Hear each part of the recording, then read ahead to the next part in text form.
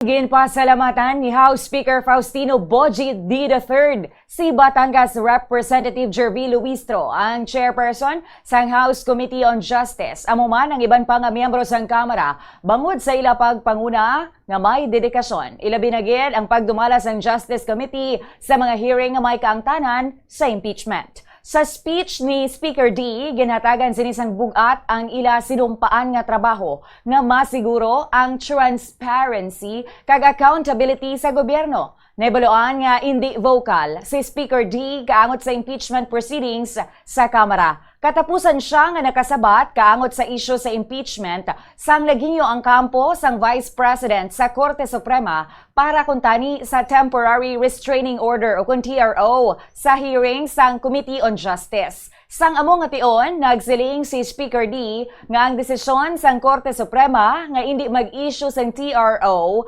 ang isa ka welcome development kag nagapakita suno sa iya nga may balanse sa tunga sa mga sangay sang gobyerno. Yaring kabahin sang pahayag ni Speaker D sa pagsugod sang first regular session sang 20th Congress sa House of Representatives. Nanatili pong aktibo ang iba pang mga committee tulad ng Committee on Justice na tumutok sa impeachment hearings. We also strengthened our role in the region through our active participation in IPA engagement, demonstrating that the Philippines remains both responsive at home and relevant abroad. To our colleagues who step forward to take the lead in these key House activities, Deputy Speaker Rachel Arenas, House Justice Committee Chairperson Jean K. Luistro, and House Ways and Means Chairperson Miro Kimbo, kasama ang mga chairperson ng 13 committees na bumubuo ng Lead Joint Committee.